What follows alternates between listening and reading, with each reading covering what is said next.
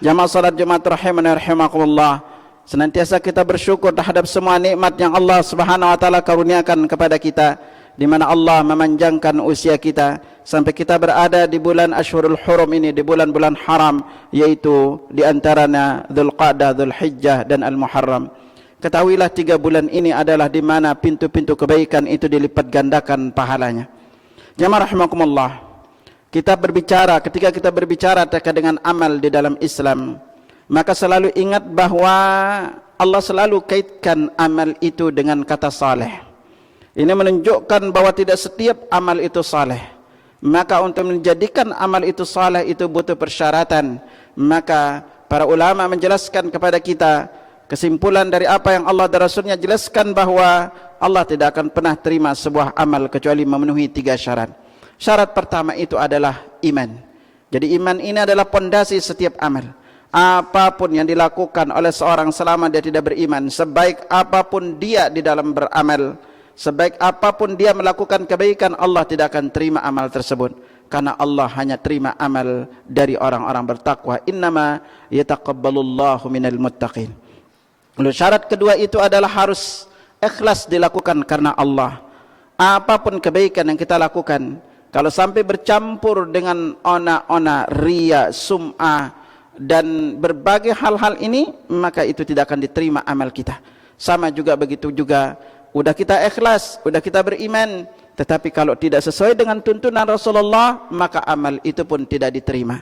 Maka setiap kita harus memastikan diri, apakah amal saya itu ikhlas karena Allah. Karena ikhlas juga punya ciri-ciri, dan pastikan juga apakah amalan yang kita lakukan ini sesuai tidak dengan tuntunan dari Rasulullah sallallahu alaihi wasallam. Karena di bab amal, akal, pikiran, nafsu itu tidak boleh masuk di dalamnya. Nah, ketika kita melihat juga amal saleh ikhwatal iman, ketahuilah para ulama membagi amal itu menjadi 3 bagian. Ada namanya amalan fisik, ada namanya amalan hati, dan ada namanya amalan lisan. Karena berdasarkan 3 inilah, maka disinilah para ulama Ahlus Sunnah wal Jamaah mendefinisikan definisi iman. Iman kalau secara bahasa bermakna tasdiq, yaitu pembenaran. Adapun secara istilah syar'i adalah iman itu adalah iqrarum bil lisan. Jadi ketika kita beriman harus ada ucapan dengan lidah kita.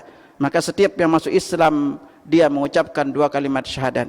Apakah iqrar bil lisan ini cukup saja? Tidak. Tetapi berikutnya wa tasdiqum bil qalb. Harus ada pembenarannya dengan hati kita. Karena kalau ucapan lidah kita saja lalu kita tidak benarkan di dalam hati kita, maka kita termasuk golongan orang-orang munafik. Karena tegas para ulama menjelaskan yang disebut dengan orang munafik adalah izharul iman wa ikhfaul kufur. Itu mereka menampakkan keimanan mereka. Mereka itu mungkin salat, mungkin haji, tapi dalam diri mereka tertanam kebencian kepada Islam. Tertanam bahwa mereka melakukannya bukan karena tujuan Allah, tetapi hanya untuk mengelabui manusia. Dan yang paling penting dari ini juga adalah amalun berjawarih, yaitu fisik kita ini juga harus memenuhi panggilan iman ini. Maka ketika seorang muslim sudah mengucapkan 2 kalimat syahadat, maka konsekuensinya adalah dia harus benarkan dengan hati. Konsekuensi berikutnya, perintah setelah syahadat itu adalah salat. Maka ya ikhwatan rahimakumullah, ketika Allah memudahkan kita salat, maka itu tanda di antara tanda kita diberikan keimanan oleh Allah. Kalau jamaah bertanya sekarang, Ustaz, gimanakah ciri saya termasuk orang dicintai oleh Allah?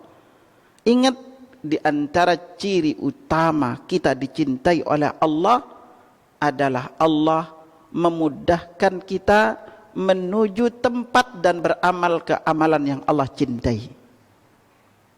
Contoh, kalau kita ngaku dicintai oleh Allah, mana buktinya? Lihat aja. Kita dimudahkan tidak menuju tempat yang Allah cintai. Sekarang kalau kita bertanya, di bagian bumi apa yang Allah cintai? Nabi SAW bersabda, ahabbul biladi ilallahi masajiduha. Bagian bumi yang Allah cintai adalah masjid-masjidnya. Wa abghadul biladi ilallahi aswaquha. Bagian bumi yang Allah murkai adalah pasar-pasarnya. Kalau kita mengaku dicintai oleh Allah, pasti Allah akan memudahkan kita ke tempat yang Allah cintai. Dan juga pasti Allah akan memudahkan kita mengamalkan amalan yang paling Allah cintai. Karena kenapa? Nabi SAW pernah ditanya oleh Abdullah bin Mas'ud, ya Rasulullah, ayyul a'mali ahabu ilallah. Amalan apakah yang paling dicintai oleh Allah? Apa jawab beliau? As-salatu fi awwali waqtiha. Salat pada waktunya. Ini adalah amalan yang paling Allah cintai. Jadi ketika Allah memudahkan kita mampir, memudahkan kita melangkahkan kaki menuju rumahnya dan melaksanakan amalan yang paling dia cintai, maka sungguh itu tanda di antara tanda Allah mencintai kita. Kalau Allah tidak memudahkan kita masuk ke dalam rumahnya di dunia, kalau Allah tidak memudahkan kita masuk untuk melaksanakan ibadah di tempat yang Allah cintai, yaitu masjid, maka itu tanda di antara tanda kita bukan termasuk orang-orang yang Allah cintai, dan bukan termasuk orang-orang yang akan Allah mudahkan masuk ke dalam sorga. Karena ketahuilah ikhwatal iman, seberapa dimudahkan kita oleh Allah untuk senantiasa salat berjamaah di masjid, maka itu tanda nyata Allah akan mempermudah kita untuk masuk ke dalam surganya di hari kiamat. Ingat selalu ini. Karena kenapa ikhwatal iman? Ketika kita bagi amalan ini, amalan fisik, amalan hati, dan amalan lisan. Kalau kita bertanya, dari setiap bagian amal ini punya amal-amal yang paling utama. Kalau kita bertanya amalan fisik apakah yang paling utama? Maka Nabi tegaskan kepada kita, amalan fisik yang paling utama itu adalah salat. Karena itu Nabi SAW bersabda, wa'lamu anna khairu a'malikumus salah. Ketahuilah bahwa amalan kalian yang paling utama itu adalah salat. Wala yuhafidhu 'alal wudu illa mu'min, dan tidaklah yang jaga wudu itu kecuali seorang mukmin. Jadi salat adalah amalan paling utama. Lalu kalau kita bertanya sekarang amalan lisan paling utama apa? Amalan lisan yang paling utama itu adalah berdoa kepada Allah Subhanahu wa taala. Karena itu Nabi sallallahu alaihi wasallam bersabda, menegaskan kepada kita pentingnya berdoa ini. Inna akrama syai'in 'ala Allah ad-du'a. Sesungguhnya sesuatu yang paling mulia di sisi Allah itu adalah berdoa. Nah, sementara ketika kita salat, ikhwatal iman, kenapa kalau kita bertanya kenapa salat itu dikatakan paling utama? Sekali lagi dalam hadis lain Nabi kata, la syai'un akrama 'ala Allah min ad-du'a. Tidak ada sesuatu yang lebih mulia di sisi Allah itu selain doa. Nah sekarang kalau kita lihat jemaah sekalian, kalau kita punya waktu 5 menit, ngapain sih 5 menit? Kalau kita mikir-mikir, saya akan baca Quran, saya akan berzikir, berdoa, istighfar, membaca salawat. Ini kalau kita lakukan punya waktu-waktu tersendiri. Tetapi coba, ketika kita salat, semuanya akan kita lakukan. Ketika kita salat, kita akan berzikir. Ketika kita salat, kita akan baca Al-Quran. Ketika kita salat, kita akan berdoa. Ketika kita salat, kita akan istighfar. Ketika kita salat juga, kita pasti akan membaca salawat kepada Nabi sallallahu alaihi wasallam. Makanya inilah keistimewaan besar jemaah sekalian. Makanya di dalam bab amal, ikhwatal iman, dari 19 penyebab dilipat gandakan pahala sebuah kebaikan, salah satu yang menjadi penyebab terbesarnya adalah apakah ibadah itu hukumnya sunnah atau wajib. Makanya Nabi SAW sabdakan kepada kita terkait dengan ini, pentingnya kita mendahulukan yang wajib dibanding yang sunnah. Nabi SAW bersabda, man adani waliyan faqad adzantu bil harb. Barang siapa yang memusuhi wali-waliku, dia telah menyatakan perang denganku. Wa ma taqarraba ilayya 'abdi bi syai'in habba ilayya mimma aftaradtu 'alaihi. Tidak ada amalan yang paling aku cintai hambaku mendekatkan diri kepadaku selain yang aku wajibkan kepadanya. Maka kaidah pertama adalah lihat yang wajibnya. Manakah amalan-amalan yang wajib di dalam Islam? Nah, kalau kita tahu yang wajib adalah salat, puasa, zakat, haji, dan di antara yang wajib itu adalah nuntut ilmu. Nah, wajib amalan-amalan ini termasuk di antara amalan fisik. Makanya menuntut ilmu itu sampai Imam Syafi'i rahimahullah, sampai para sahabat juga banyak mengucapkan, mereka sampai berkata, aku membaca satu bab ilmu lebih aku cintai dibanding salat malam walaupun 1000 rakaat. Karena bisa jadi kalau kita tidak punya ilmu salat malam, kita jadi masalah. Nah, ini makanya pentingnya ketika kita melangkahkan, perhatikan apakah itu hukumnya wajib atau tidak. Maka kalau dia wajib, lakukanlah pertama yang wajib itu. Nah, kalau udah kita melakukan yang wajib, berikutnya apa? Pilih yang sunnah dari yang wajib itu. Maka ini adalah amalan paling afdal. Makanya salat setelah yang wajib yang paling utama adalah salat sunnah. Nah, dari salat sunnah ini salat apakah yang paling utama? Yaitu salat malamnya. Nabi sallallahu alaihi wasallam bersabda, "Afdal salati ba'dal faridati salatul lail." Salat yang paling afdal setelah salat wajib itu adalah salat malamnya, itu salat tahajud. Perhatikan juga nanti di antara puasa sunnahnya. Kalau puasa, maka dia berpuasa ini juga paling afdal setelah puasa adalah puasa sunnah, yaitu kapan? Puasanya di bulan Al-Muharram. Dan bulan-bulan ini ikhwatal iman, ini adalah momen-momen terbaik untuk kita beramal saleh. 3 bulan ini sekarang kita berada di Zulqa'dah. Lalu nanti kita akan masuk di Zulhijjah. 10 hari pertama bulan Zulhijjah ini adalah hari terbaik dunia. Sampai Ibnu Rajab dalam kitab beliau Thaiful Ma'arif mengatakan 10 hari pertama bulan Zulhijjah lebih mulia dibanding 10 hari terakhir bulan Ramadan. Dan malam terakhir Ramadan lebih mulia dibanding malam-malam lainnya. Karena keistimewaan ibadah. Jadi ada waktu-waktu terbaik untuk kita beramal saleh.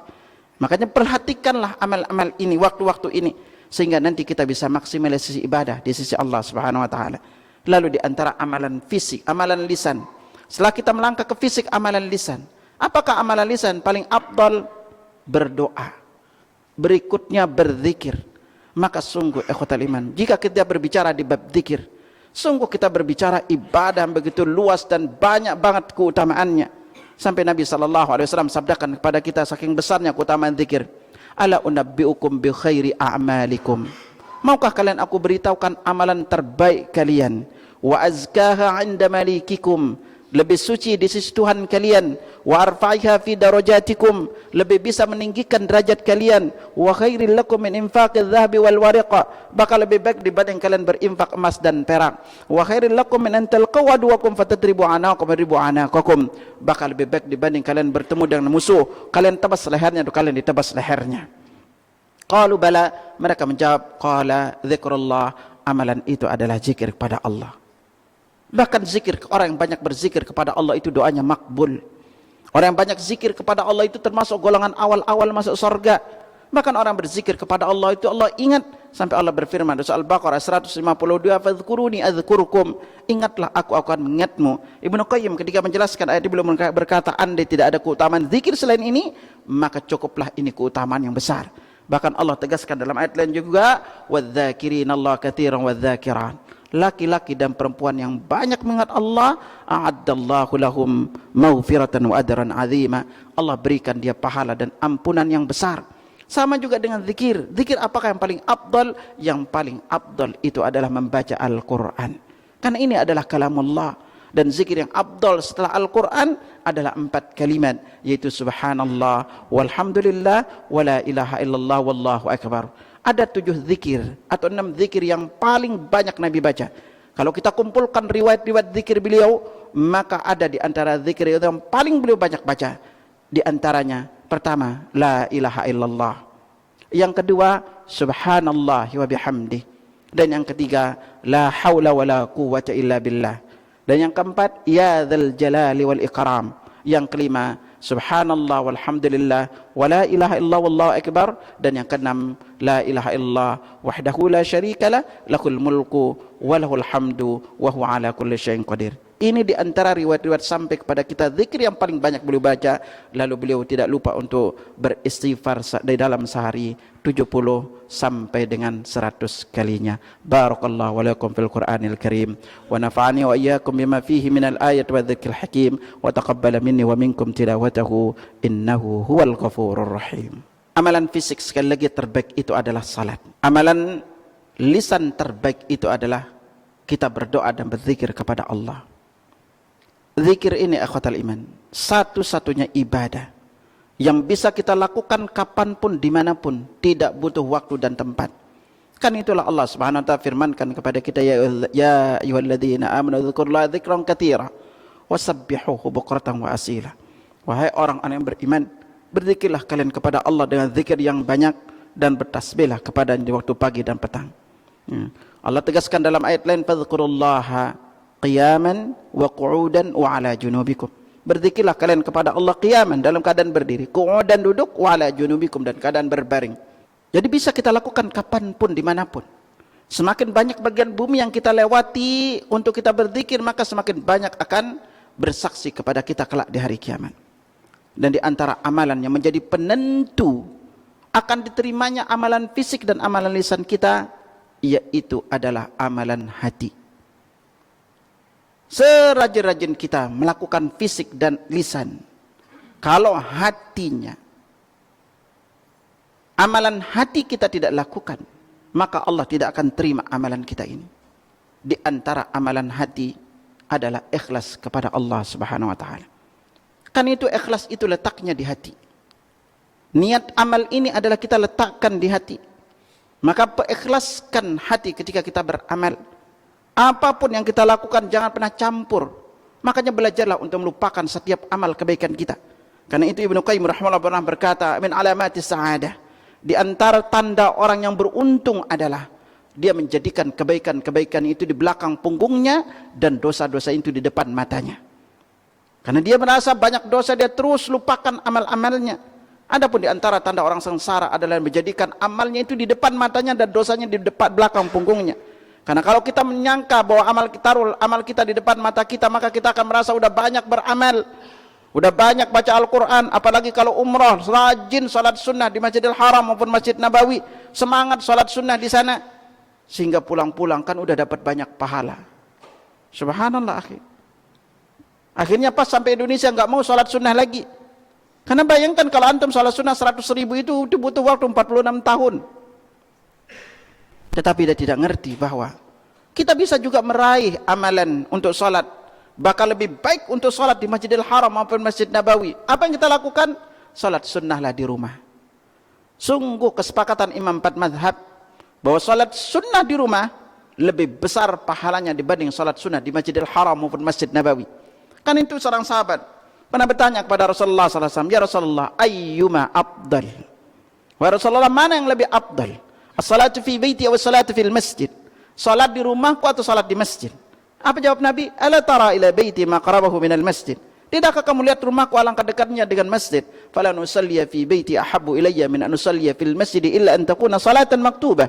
Maka sungguh aku salat di rumahku lebih aku cintai dibanding salat di masjid, kecuali salat wajib. Makanya ketika kita belajar salat sunnah, Nabi itu hampir-hampir tidak salat sunnah di masjid, kecuali kalau beliau i'tikaf. Makanya beliau sampai berpesan kepada para sahabatnya, ayuhan nas, sallu fi buyutikum. Wahai sekalian manusia, salatlah di rumah-rumah kalian. Fa inna afdhalas salatil mar'i fi baitihi ilal maktubah. Karena salat, sebaik-baik salat seorang itu adalah di rumahnya, kecuali salat wajib. Lalu Nabi tegaskan kepada kita akan pentingnya untuk salat sunnah di rumah ini. Gitu. Idza qad ahkamus salata fi masjidih. Jika salah seorang dari kalian sudah selesai salat di masjidnya, falyaj'al li baitihi nasiban min salatih, maka adalah dijadikan bagian salatnya itu adalah di rumahnya. Fa innallaha ja'ilun fi baitihi min salatihi khaira, karena Allah menjadikan kebarokahan rumahnya itu karena salatnya itu. Karena itu Imam Nawawi ketika mensyarah hadis ini belum menjelaskan kenapa dianjurkan salat sunnah di rumah, karena itu lebih ikhlas, lebih tersembunyi di dalam beramal, dan lebih terhindar dari riya, dan menjadikan rumah itu lebih barokah. Inilah pentingnya kita berilmu di sini. Ikhlaskan hati, dan di antara amalan hati yang paling besar yaitu kita bertakwa kepada Allah Subhanahu wa taala. Allah sampai tegaskan kepada kita, wa tazawwadu fa inna khairaz zadit taqwa. Berbekallah kalian karena sebaik-baik bekal itu adalah takwa. Bab takwa adalah bab yang perlu untuk jamaah kupas. Karena kenapa? Allah tidak akan terima amal kecuali dari orang bertakwa. Allah berfirman, innama yataqabbalullahu minal muttaqin. Allah itu hanya menerima amal untuk orang bertakwa, dan surga pun Allah sediakan untuk orang bertakwa. Allah berfirman, wasari'u ila maghfiratin min rabbikum wa jannatin 'arduhas samawati wal ard u'iddat lil muttaqin.